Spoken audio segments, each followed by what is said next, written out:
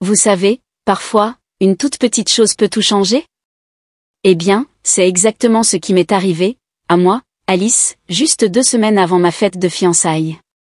J'ai 27 ans et j'étais folle de joie à l'idée d'épouser Tom, mon petit ami depuis 3 ans. Nous préparions cette fête depuis des mois et tout se mettait en place. Et puis, bam! Ma mère a appelé.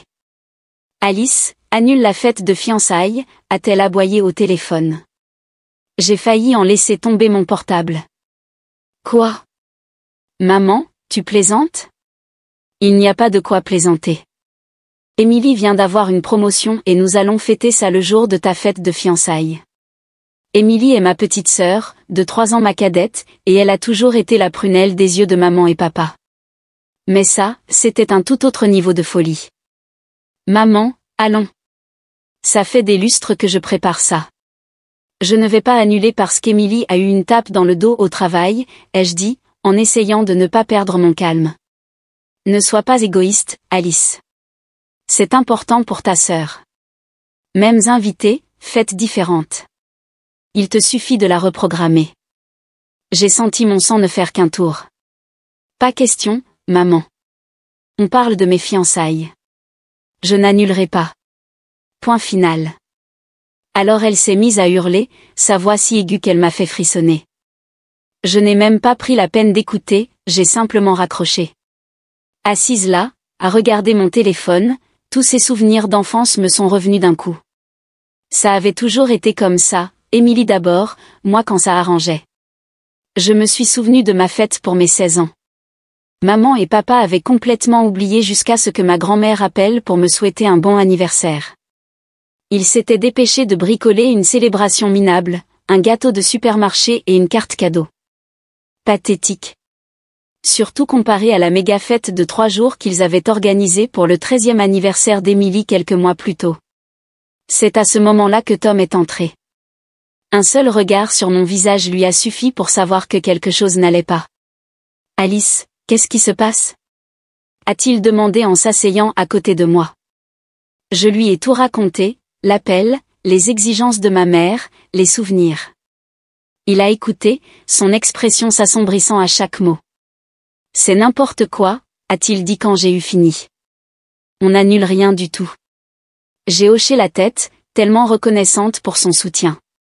Je sais. C'est juste que, pourquoi ne peuvent-ils jamais me faire passer en premier? Juste une fois? Parce que ce sont des idiots, a dit Tom fermement. Mais moi, je te fais passer en premier. Toujours. Je l'ai regardé, réussissant à esquisser un petit sourire. Je sais. C'est pour ça que je t'épouse, idiot.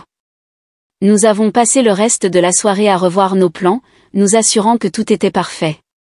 En m'endormant, j'ai essayé de chasser de ma tête les pensées concernant ma famille. C'était mon moment, mon instant à moi.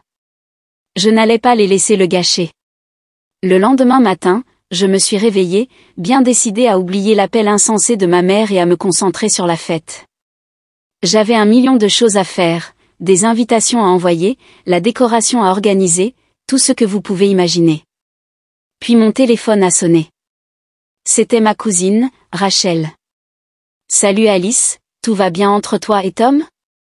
J'ai entendu dire que vous aviez rompu. J'ai fixé mon téléphone, complètement confuse. D'où est-ce qu'elle sortait cette idée? J'ai répondu rapidement, quoi? Pas du tout. On va très bien. Qui t'a dit ça? La réponse de Rachel est apparue, bizarre. Tante Linda a dit que ta mère lui avait raconté que les fiançailles étaient annulées. J'ai eu l'estomac noué. J'ai immédiatement appelé Rachel. Qu'est-ce qui se passe? Ai-je demandé dès qu'elle a décroché. Je ne sais pas, Alice. Tante Linda a appelé hier soir, elle a dit que ta mère lui avait raconté que Tom et toi aviez eu une énorme dispute et que vous aviez tout annulé. Elle a dit qu'on devait tous venir à la fête pour la promotion d'Émilie à la place. J'ai eu l'impression de recevoir un coup de poing dans l'estomac. Rachel, c'est un mensonge. Nous sommes toujours fiancés. La fête a toujours lieu. Maman voulait que j'annule pour le truc d'Émilie, mais j'ai dit pas question. Il y a eu une pause. Oh, merde, Alice. Je suis vraiment désolée. Je n'en avais aucune idée. J'ai passé l'heure suivante au téléphone avec Rachel, à reconstituer ce qui s'était passé. Il s'est avéré que ma mère avait agi dans mon dos pour annuler ma fête de fiançailles. Elle avait appelé chaque membre de la famille sur la liste des invités, inventant cette histoire abracadabrante de rupture entre Tom et moi, et les avait tous redirigés vers la fête de promotion d'Emily. J'ai pris une profonde inspiration, essayant de me calmer. Je vais régler ce bazar. Peux-tu aider à faire passer le mot que les fiançailles tiennent toujours? Bien sûr, a répondu Rachel sans hésiter. Je commence à appeler les gens tout de suite. Après avoir raccroché, je suis restée assise sur mon canapé, essayant de digérer tout ça. Ma propre mère avait essayé de saboter ma fête de fiançailles. C'était presque trop fou pour y croire. Tom m'a trouvé là 1 heure plus tard en rentrant du travail. Un seul regard sur mon visage lui a suffi pour savoir que quelque chose n'allait pas. Je lui ai tout raconté, les appels de ma mère, les mensonges, toute la redirection vers la fête d'Emily. À chaque mot, je pouvais voir la colère monter dans ses yeux. C'est fini, a-t-il dit quand j'ai eu terminé. On va couper les ponts avec eux. Avec eux tous. Tes parents, Emily, toute la clique. Je savais qu'il avait raison, mais l'idée de couper les ponts avec ma famille me faisait peur. Qui serais-je sans eux? Même s'ils me traitaient comme de la merde, ils restaient ma famille. Concentrons-nous d'abord sur la résolution de ce problème, ai-je dit. Nous devons faire savoir à tout le monde que les fiançailles tiennent toujours. Tom a hoché la tête, la mâchoire serrée. D'accord. Par où on commence? Nous avons passé le reste de la soirée en mode limitation des dégâts, envoi de mails, appels téléphoniques, publications sur les réseaux sociaux. J'ai écrit un long message expliquant tout et je l'ai envoyé à tout le monde sur notre liste d'invités.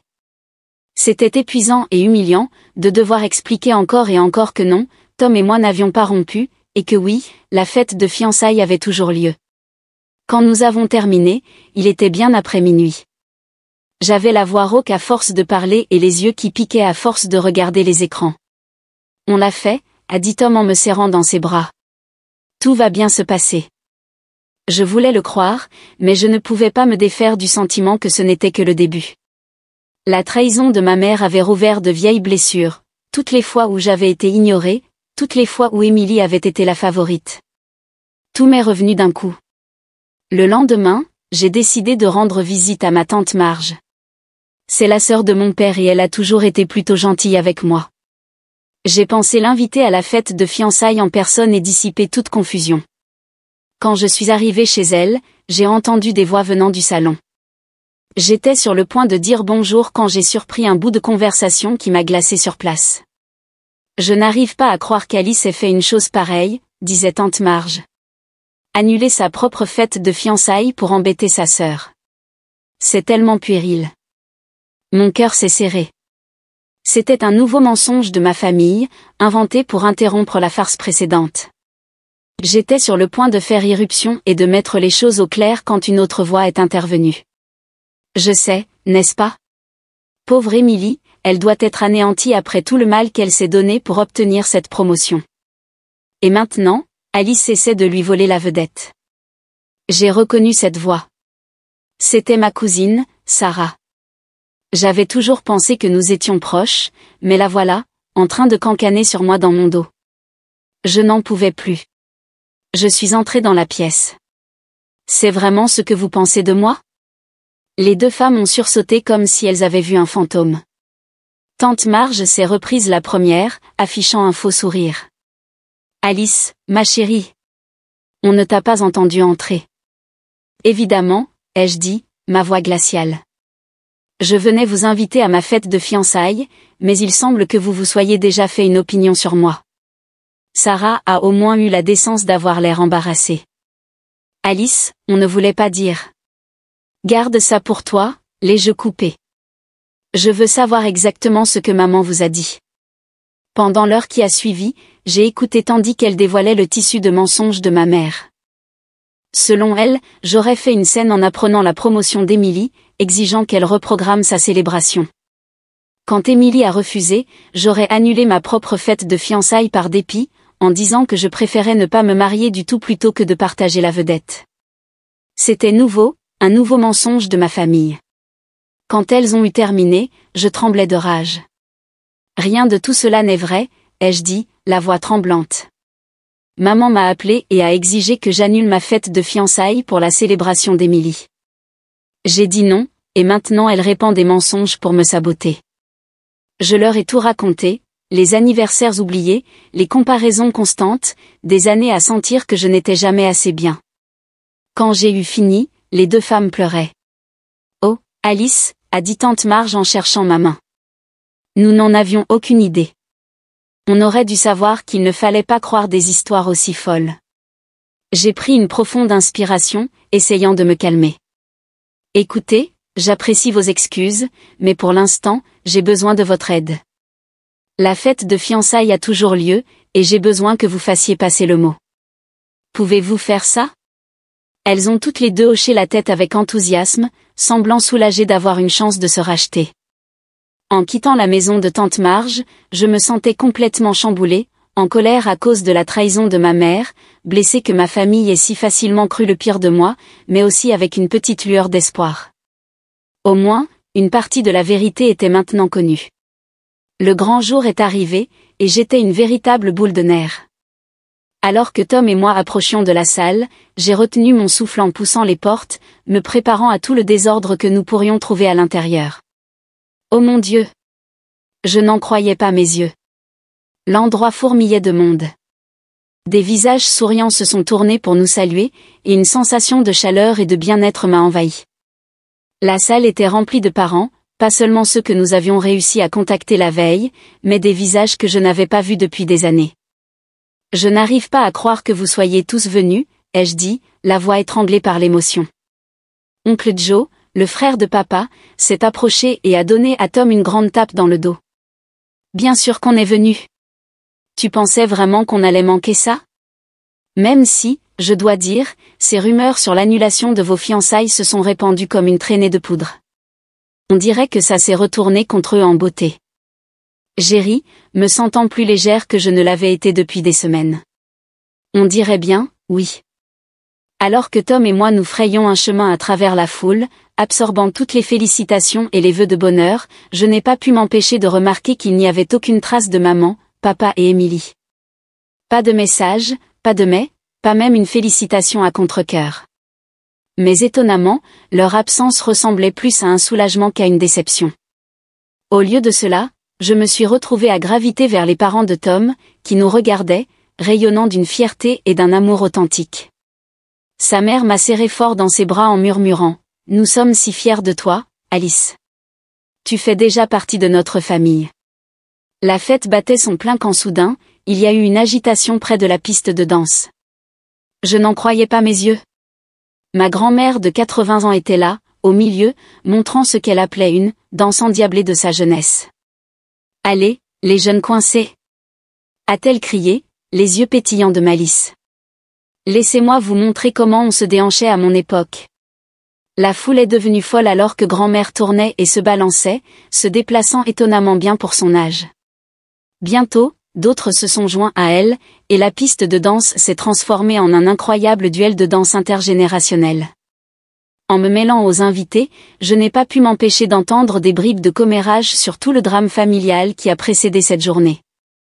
Tu te rends compte de ce que la mère d'Alice a essayé de faire? Ai-je entendu la cousine Sarah dire à un autre parent.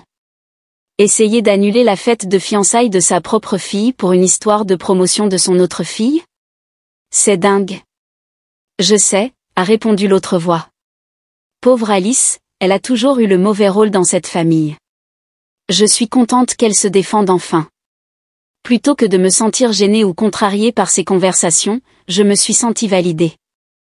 Pour une fois, mes parents voyaient la vérité sur la dynamique de ma famille, et ils étaient de mon côté. Au fur et à mesure que la soirée avançait, je me suis sentie vraiment heureuse et célébrée, peut-être pour la première fois de ma vie.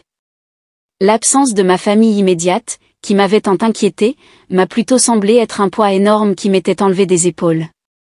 Le lendemain de notre incroyable fête de fiançailles, Tom et moi nous prélassions sur le canapé, revivant les moments forts de la veille, quand mon téléphone a sonné. Mon estomac s'est noué quand j'ai vu que c'était maman qui appelait. Contre toute attente, j'ai répondu. Allô? Fille ingrate et méchante. A hurlé la voix de ma mère à travers le haut-parleur. Comment oses-tu? J'ai éloigné le téléphone de mon oreille, sa tirade furieuse étant claire même à distance. Tom m'a regardé, inquiet, mais j'ai secoué la tête pour lui indiquer que je m'en occupais. Maman, quoi? Ne m'appelle pas maman. M'a-t-elle coupé? Tu as humilié ta sœur. Seulement 3 personnes sont venues à sa fête. 3. Et c'était juste ces vieilles tantes pipelettes qui viendraient même à l'inauguration d'un vide intersidéral. J'ai pris une profonde inspiration, essayant de rester calme. Je suis désolée que tu sois déçue, mais... Déçue? Émilie est anéantie. Elle a pleuré toute la nuit. C'était censé être son moment, et tu l'as gâché par ton égoïsme. J'ai senti ma patience s'épuiser. Maman, je prépare ma fête de fiançailles depuis des mois. La fête de promotion d'Émilie était une décision de dernière minute, et elle savait que ça tombait en même temps que mes fiançailles. Ce n'est pas une excuse. La famille passe en premier, Alice. Mais visiblement, tu n'y connais rien. Avant que je puisse répondre, elle a raccroché. Immédiatement après l'appel, mon téléphone a vibré avec un texto. C'était d'Émilie, j'espère que tu es contente. Tu as tout gâché. Tu me paieras pour cette humiliation. J'ai montré le message à Tom, qui a froncé les sourcils. Elle ne peut pas être sérieuse. Les 2 semaines suivantes ont été calmes, et j'ai commencé à penser que la tempête était peut-être passée. Mais un après-midi, on a sonné à notre porte à l'improviste. J'ai ouvert pour trouver les parents de Tom, l'air inquiet. M et Madame Thompson. Quelle surprise. Tout va bien? Ils ont échangé un regard avant que Madame Thompson ne prenne la parole. Alice, ma chérie, pouvons-nous entrer? Nous devons te parler de quelque chose. Mon cœur s'est serré tandis que je les conduisais au salon. Une fois que nous fûmes tous assis, Monsieur Thompson s'est raclé la gorge. Alice, eh bien, nous avons entendu des rumeurs inquiétantes. On a dit que tu trompais Tom. J'ai eu l'impression de recevoir une gifle. Quoi? C'est ridicule. Je ne ferai jamais ça. Nous le savons, ma chérie, a doucement interrompu Madame Thompson. Nous te connaissons depuis des années. Nous n'y croyons pas une seule seconde. Le soulagement m'a envahi, rapidement suivi par la colère en réalisant d'où provenaient probablement ces rumeurs. C'est ma sœur, ai-je dit, la voix un peu tremblante. Elle a menacé de se venger de moi pour avoir gâché sa fête de promotion. Elle doit répandre ses mensonges.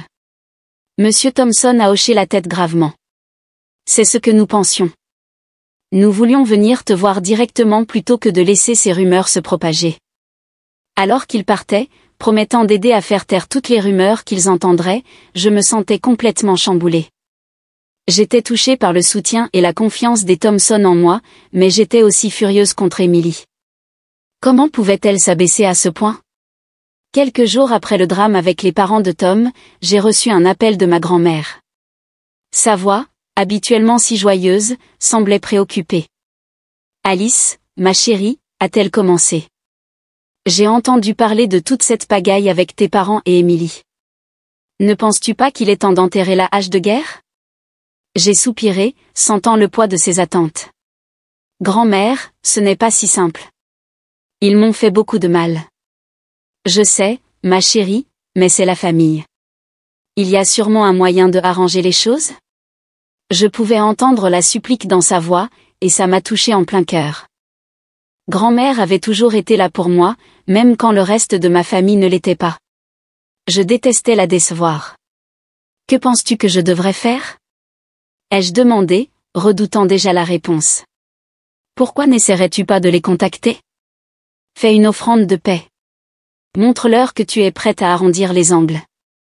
J'ai fermé les yeux, partagé entre mon amour pour ma grand-mère et mon besoin de me protéger. Après un long moment, j'ai soupiré. D'accord, grand-mère.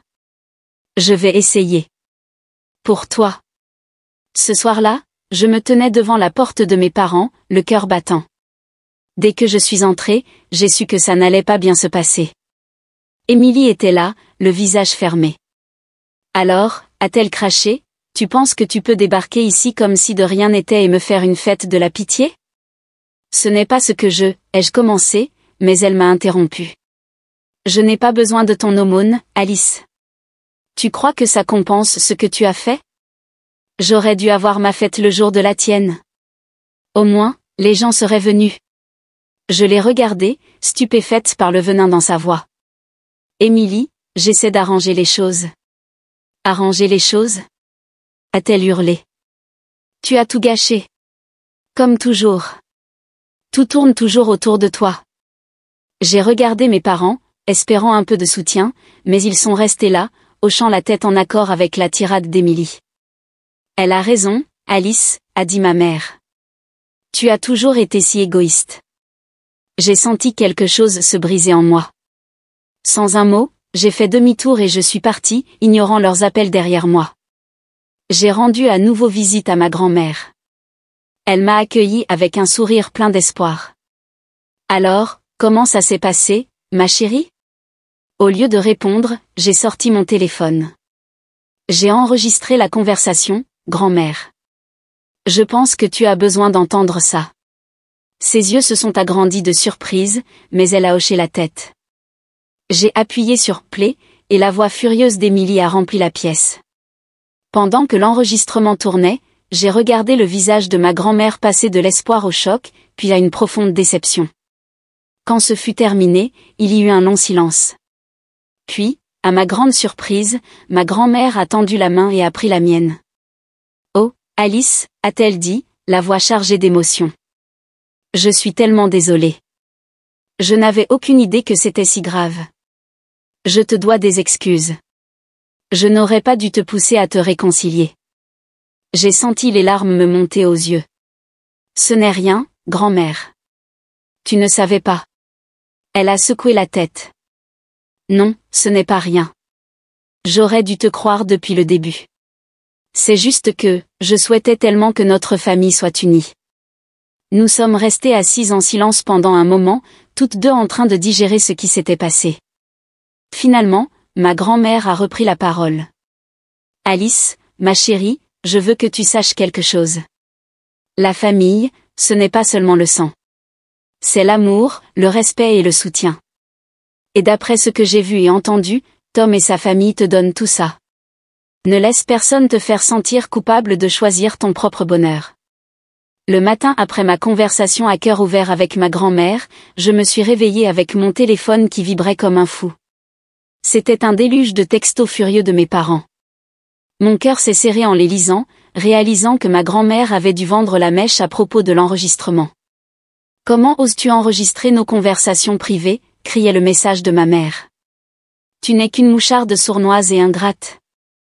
Le message de mon père n'était pas mieux, je n'arrive pas à croire que tu t'es abaissé à nous enregistrer en secret pour ensuite le faire écouter à ta grand-mère. Tu as trahi cette famille pour la dernière fois. J'ai eu l'impression de recevoir un coup de poing dans l'estomac. Même face à la preuve de leur propre comportement odieux, ils trouvaient encore le moyen de me faire passer pour la méchante. Cette dernière trahison a été la goutte d'eau qui a fait déborder le vase. J'en avais fini avec ma famille toxique. Dans les semaines qui ont suivi, j'ai essayé de me concentrer sur mon travail et ma vie avec Tom. Mais Émilie, apparemment, avait d'autres projets. Sa soif de vengeance est passée à la vitesse supérieure lorsqu'elle a lancé une véritable campagne de harcèlement contre moi. Ça a commencé par des chuchotements au travail. Des collègues se taisaient soudainement quand j'entrais dans une pièce, pour recommencer à murmurer dès que j'étais partie. J'ai vite découvert qu'Émilie avait répandu des rumeurs méchantes à mon sujet, allant de me qualifier d'incompétente à raconter des mensonges éhontés sur ma vie personnelle. Puis sont venus les messages anonymes sur les réseaux sociaux. Des commentaires haineux apparaissaient sur mes publications, chacun plus méchant que le précédent. Je ne pouvais pas prouver que c'était Émilie, mais le ton et le contenu ne laissaient que peu de doute dans mon esprit. Mais la cruauté d'Émilie a atteint un nouveau sommet lorsqu'elle a tenté de contacter Tom. Un soir, il est rentré à la maison, l'air troublé. « Alice, j'ai reçu un appel étrange aujourd'hui », a-t-il dit. C'était Émilie. Elle a essayé de me dire que tu me trompais. J'ai senti le sang se retirer de mon visage. Quoi? Tom, tu sais que ce n'est pas vrai. Il m'a rapidement rassuré. Bien sûr que je le sais. Je l'ai arrêté net tout de suite. Mais Alice, ça va trop loin. J'ai hoché la tête, ressentant un mélange de colère et d'épuisement. Je sais. Je ne sais juste pas comment l'arrêter. Il s'est avéré que je n'ai rien eu à faire. L'obsession d'Emily pour la vengeance a commencé à se retourner contre elle. Son travail a commencé à en pâtir alors qu'elle passait de plus en plus de temps à comploter contre moi. Ses collègues ont remarqué son comportement étrange, les chuchotements constants, les longues périodes passées sur son téléphone au lieu de travailler. Il n'a pas fallu longtemps pour que ses patrons s'en aperçoivent. J'ai entendu par les bruits de couloir qu'Emily avait reçu un avertissement officiel pour ses mauvaises performances. Mais même cela n'a pas semblé l'arrêter. Puis, environ un mois après le début de sa campagne de harcèlement, la nouvelle est tombée, Emily avait été rétrogradée. L'ironie de la situation n'a échappé à personne. La promotion même qu'elle avait été si désespérée de célébrer, celle qui avait déclenché tout ce vilain bazar, avait maintenant disparu. Après que tout le drame avec Emily se soit calmé, je me suis lancée dans la planification du mariage comme si ma vie en dépendait. Nous avons finalement choisi ce magnifique lieu en plein air, imaginez un jardin de contes de fées avec ce joli petit kiosque où nous prononcerions nos vœux. Alors que nous étions là, à imaginer notre grand jour, Tom a serré ma main. « Tu es heureuse ?» a-t-il demandé doucement. Je l'ai regardé, me sentant toute chose et heureuse à l'intérieur. Plus heureuse que je ne l'ai jamais été, ai-je répondu, et je le pensais vraiment. Le lieu étant réservé, nous sommes passés au choix de notre cortège de mariage. J'ai demandé à mes amies les plus fidèles, celles qui m'avaient soutenue pendant toute cette folie, d'être mes demoiselles d'honneur. Elles ont toutes dit oui, ce qui était incroyable. Puis est venue la liste des invités. Je me suis assise à notre table de salle à manger, écrivant les adresses sur les enveloppes pour tous les parents et amis qui nous avaient soutenus au cours des derniers mois de folie. En écrivant chaque nom, j'ai ressenti une vague de gratitude pour ces personnes qui m'avaient montré ce qu'était une vraie famille. Mais quand je suis arrivée à la fin de ma liste, je me suis arrêtée. Il y avait 3 noms que je n'avais pas écrits, maman, papa et Emily. J'ai regardé ces espaces vides, sentant toutes sortes d'émotions tourbillonner en moi. Tom m'a trouvé là, à regarder le papier. « Ça va ?» a-t-il demandé, posant une main réconfortante sur mon épaule. Je l'ai regardé, les larmes aux yeux. « Je ne pense pas que je puisse les inviter, Tom. Après tout ce qui s'est passé. » Il a hoché la tête, comprenant. « C'est ta décision, Alice. Quoi que tu décides, je te soutiens. » J'ai pris une profonde inspiration, puis j'ai posé mon stylo. « Non, » ai-je dit, ma voix plus forte que je ne l'attendais.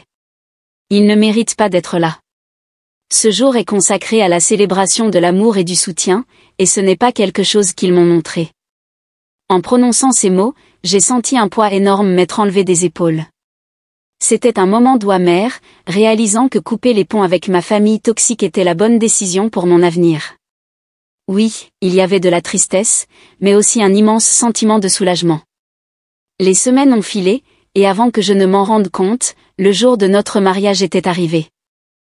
Alors que je me tenais devant le miroir dans ma suite nuptiale, tripotant mon voile, un sentiment de paix que je n'avais pas ressenti depuis des années m'a envahi.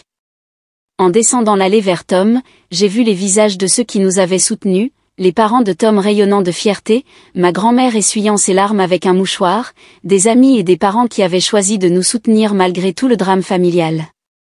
C'était mon peuple, ceux qui m'avaient montré ce qu'était le véritable amour et le soutien. Quand j'ai atteint Tom, il a pris mes mains dans les siennes, ses yeux brillants d'amour. Pendant que nous prononcions nos vœux, j'ai senti un sentiment d'évidence s'installer en moi. C'était là que j'appartenais. À la réception, entourée de rire et de joie, j'ai eu une grande révélation. Ma fête de fiançailles, il y a tant de mois, n'était pas seulement pour célébrer notre mariage à venir. C'était le premier jour de ma nouvelle vie, une vie où je n'étais plus une étrangère, mais la créatrice de mon propre bonheur.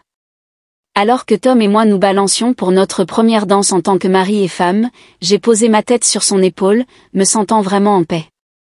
Le voyage avait été difficile, oui, mais il m'avait menée ici, À un lieu de force, de sagesse et de bonheur authentique. Je t'aime, a murmuré Tom à mon oreille.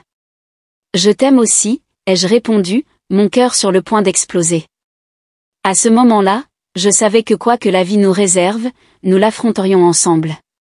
Et pour la première fois de ma vie, j'étais excitée par l'avenir, pas effrayée par lui. C'était mon nouveau départ, et j'étais prête à y plonger tête la première.